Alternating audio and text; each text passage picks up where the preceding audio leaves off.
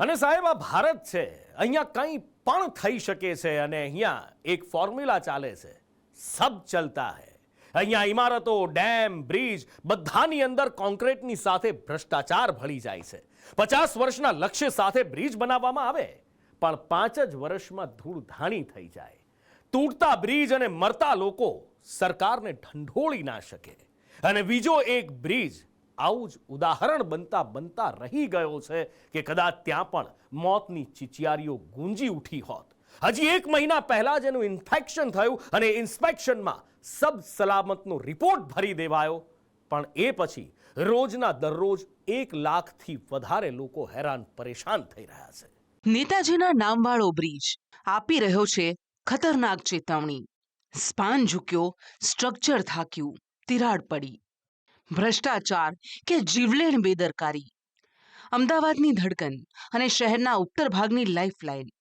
50 વર્ષ પહેલા જ્યારે શહેર ઉત્તર તરફ ઝડપથી આગળ વધી રહ્યું હતું, રાણી, ચાંદખેડા, મોટેરા આ વિસ્તારોને શહેર સાથે જોડતા એક બ્રિજની જરૂર હતી અને નેતાજી સુભાષચંદ્ર બોઝના નામે બન્યો સુભાષ બ્રિજ. પણ આ બ્રિજ હવે ચેતવણીના સંકેતો આપી રહ્યો છે.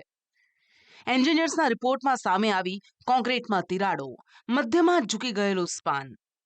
આ પહેલા અમદાવાદના 45 કરોડનો હાટકેશ્વર બ્રિજ ગુજરાતનો પહેલો એવો બ્રિજ હતો કે જે માત્ર 3.5 વર્ષના વપરાશ બાદ તોડી પાડવાનો નિર્ણય કરાયો હતો. મુમતપુરા બ્રિજ જેના વચ્ચેથી જ 2 કટકા થઈ ગયા. વડોદરાનો 230 કરોડનું અટલ બ્રિજ મુખ્યમંત્રીએ ઉદ્ઘાટન કર્યું તેના 5 મહિનામાં જ તેમાં તિરાડો પડી ગઈ. અને હવે અમદાવાદના હાડસમાં સુભાષ બ્રિજમાં તિરાડ. કોન્ટ્રાક્ટ, કમિશન, કરપ્શનમાં જનતા મરતી રહે છે. કોન્ટ્રાક્ટરથી લઈ અધિકારી, નેતાઓ સુધી કટકી રાત ચાલે છે. જનતાને લૂંટવામાં બધા મસ્ત હોય છે ને પુલો તૂટતા રહે છે, તેમાં તિરાડો પડતી રહે છે. જનતાના જીવ સાથે રમત રમાતી રહે છે અને બેફામ ખેલ ચાલતો રહે છે. મોરબીમાં 141ના મર્યા પછી પણ ફરક નથી પડતો અને વડોદરામાં ગંભીરા દુર્ઘટનામાં 9ના મોત પછી પણ. અમદાવાદમાં ગંભીરા જેવી મોટી દુર્ઘટના તો ટળી છે કારણ કે ખામીની પહેલેથી જ ખબર પડી ગઈ. પણ સવાલ એ થાય કે આવા બ્રિજ કોના પાપે બને છે? આવી ખામીઓ કેમ રહી જાય છે? જે સરકારનું કામ ભ્રષ્ટાચાર અને બેદરકારી રોકવાનું છે તે તમાશા કેમ થાય છે? જો કોઈ મોટી દુર્ઘટના બની ગઈ હોત તો કોણ જવાબદારી લેત? જળતંત્ર નાટક કરવામાંથી ઊંચું નથી આવતું અને શહેરીજનોના જીવ સાથે બેફામ ખેલ થાય છે. અમે એટલા માટે કહી રહ્યા છીએ કે જે તિરાડ તંત્રને આજે દેખાય એ અમે ગંભીરા દુર્ઘટના વખતે 9 જુલાઈએ બૂમો પાડીને બતાવી હતી. પણ આ બહેરા તંત્રને સંભળાય જ નહીં કારણ કે એના માટે નાગરિકોના જીવનું મૂલ્ય 0 છે. સાંભળો અમારા રિપોર્ટર દિવ્યા ચૌહાણનો 5 મહિના પહેલાનો આ રિપોર્ટ. આ ગંભીરા બ્રિજની ઘટના બાદ સંદેશ ન્યૂઝ અલગ અલગ બ્રિજના રિયાલિટી ચેક કરવા પહોંચ્યું હતું, જ્યાં અમદાવાદનો સુભાષ બ્રિજ કે જેની નીચે થીગડા મારેલા હતા તે પણ હવે ગાબડા પડી ગયા છે. બ્રિજની નીચેના ભાગમાં પાણી પણ પડી રહ્યા છે, ઝાડ પણ ઉગી ગયા છે અને પાણી પણ લીકેજ થતા નજરે પડી રહ્યા છે. ગમે ત્યારે જો આ બ્રિજ ધરાશાયી થાય તો જવાબદાર કોણ, તેને લઈને સવાલ ઉભા થાય છે કારણ કે જ્યાં જોવો ત્યાં લોખંડના સળિયા તે ઘસાયેલી હાલતમાં પણ જોવા મળી રહ્યા છે. એટલે કે સંદેશ ન્યૂઝના બ્રિજ રિયાલિટી ચેકમાં સુભાષ બ્રિજ છે જેમાં ગાબડા પડી ગયા હોવાનું અને સળિયા લોખંડના દેખાઈ રહ્યા છે. સાથે જ કેટલોક ભાગ તૂટી ગયેલી હાલતમાં પણ જોવા મળી રહ્યું છે. સુભાષ બ્રિજમાં તિરાડ પડતા, સ્પાન બેસતા બ્રિજ 5 દિવસ બંધ કરાયો છે. સળિયા તૂટી જતા બ્રિજ નમી ગયો અને હવે ટેકનિકલ ટીમો સુભાષ બ્રિજનું ઇન્સ્પેક્શન કરશે, સમારકામ કરાશે. પણ સ્ટેન્ડિંગ કમિટીના ચેરમેન કહે છે કે તિરાડ અને વાઇબ્રેશન પણ જોવા મળ્યું હતું. ટેન્ડરિંગ ચકાસવાનું ચાલતું હોય છે ત્યારે એના સ્પાનની અંદર ખામી જોવા મળી, વાઇબ્રેશન આવ્યા અને તિરાડ પણ જોવા મળી. એના અનુસંધાને ગઈકાલે સાંજે 5 વાગે અમારા બ્રિજ ડિપાર્ટમેન્ટ, કમિશનરશ્રી એની મુલાકાત લીધી છે અને આગળ કોઈ મોટી દુર્ઘટના ન થાય એટલા માટે એને 5 દિવસ માટે બંધ કરવામાં આવ્યો છે. જે વિવિધ પેનલ થયેલી કોર્પોરેશનની કંપનીઓ છે એ કંપનીઓ દ્વારા એનું ચકાસણી થશે અને રિપોર્ટ આવ્યા બાદ એને કેટલો સમય બંધ રાખવો એ આગામી સમયમાં રિપોર્ટ બાદ નક્કી કરવામાં આવશે. પરંતુ હાલ તો ટ્રાફિકમાં મોટી કોઈ દુર્ઘટના ન સર્જાય એટલા માટે સુભાષ બ્રિજને 5 દિવસ માટે બંધ કરવામાં આવ્યો છે. એએમસી વિપક્ષ નેતાએ ગંભીર આક્ષેપ લગાવતા કહ્યું કે એએમસી દ્વારા બ્રિજનું ઇન્સ્પેક્શન માત્ર કાગળ પર કરાયું. બ્રિજના ઇન્સ્પેક્શનમાં 8થી વધારે પ્રકારના ટેસ્ટ થાય.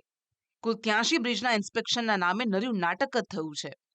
ये है कि गंभीरा पुल और मोरबी पुल की दुर्घटना के बाद कोर्ट का आदेश है कि अहमदाबाद म्यूनसिपल कॉरपोरेशन ही नहीं समग्र गुजरात के सभी ब्रिज का इंस्पेक्शन किया जाए, बिफोर मॉनसून और आफ्टर मॉनसून भी इंस्पेक्शन किया जाए। अहमदाबाद म्यूनसिपल कॉरपोरेशन ने दावा किया गया था कि हमने इंस्पेक्शन किया, लेकिन इंस्पेक्शन के नाम पर अहमदाबाद शहर की जनता को गुमराह करने का कार्य किया।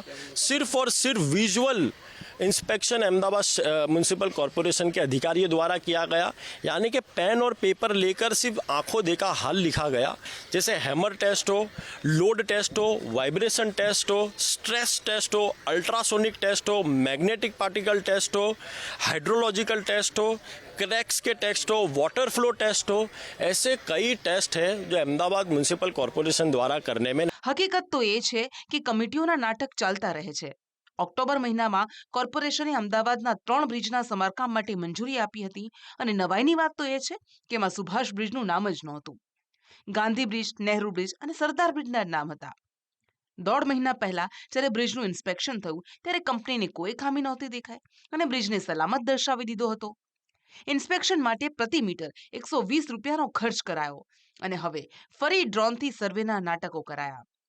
મહત્વનું છે કે આ ગંભીરા બ્રિજ દુર્ઘટના થઈ અને ત્યારબાદ નિર્ણય જુલાઈ માસમાં લેવામાં આવ્યો હતો કે શહેરના તમામ બ્રિજો જે છે તેનું ઇન્સ્પેક્શન કરવામાં આવશે અને જરૂર હશે તેની સમારકામની કામગીરી છે તે પણ કરવામાં આવશે. પરંતુ ગત 10મા મહિનામાં એટલે કે ઓક્ટોબર મહિનામાં સ્ટેન્ડિંગ કમિટીની બેઠક મળી ને તેમાં એ નિર્ણય લેવામાં આવ્યો હતો કે નહેરુ બ્રિજ, ગાંધી બ્રિજ અને સરદાર બ્રિજ છે તેને રિપેરિંગ કરવામાં આવશે ને તેનું ટેન્ડર જે છે તે પણ મંજૂર કરવામાં આવ્યું હતું. પરંતુ એ સમયે સુભાષ બ્રિજ છે તેમાં કોઈ ક્ષતિ ના હોવાનું તંત્રને ધ્યાને આવ્યું હતું અને અચાનક જ હવે આ બ્રિજમાં તિરાડો પડી ગઈ છે. એટલે કે તંત્ર જે પ્રમાણે આંધળું બની રહ્યું છે તેને લઈને અનેક સવાલ ઉઠી રહ્યા છે.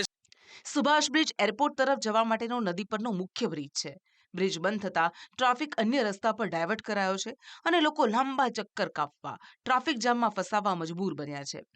વાડજ 4 રસ્તા, ઉસ્માનપુરા રિવરફ્રન્ટના રસ્તાઓ પર એટલો ટ્રાફિક જામ થઈ રહ્યો છે કે વાહન ચાલકો ફૂટપાથ પરથી પસાર થવા મજબૂર બન્યા છે. બહુ ટ્રાફિકની સમસ્યા બહુ છે, બધી જગ્યાએ છે. બિલકુલ. તો ઝેરજામની કેટલી સમસ્યા બ્રિજ બંધ હોવા છે, બહુ છે. કેટલા રસ્તા ફરીને આવવું પડે? સુભાષ બ્રિજથી આવવું પડે છે વળીને.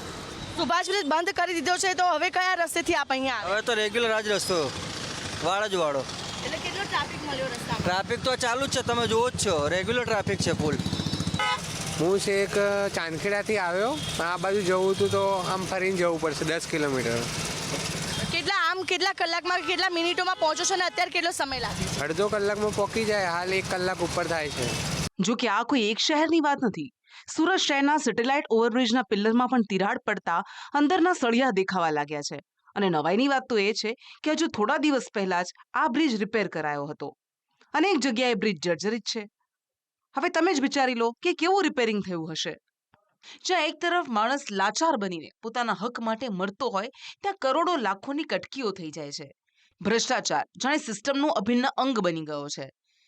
જ્યાં લોકોના જીવ દાવ પર લાગી જતા હોય ત્યાં પણ સરકાર તમાશા જોતી રહી જાય છે. વિપક્ષ વામણો પુરવાર થાય.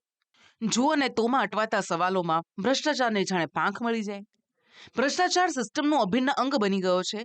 પણ સવાલ એ થાય કે એ લોકોની જિંદગી આટલી સસ્તી કેમ છે? અહીં લોકોના મહા મહેનતે કમાયેલા પૈસા સાથે મજાક કરતા, તેમના જીવ સાથે રમત રમતા કેમ કોઈને ડર નથી લાગતો? આયુષી યાજ્ઞિક, કશ્યપ જોશી સાથે બ્યુરો રિપોર્ટ, સંદેશ ન્યૂઝ.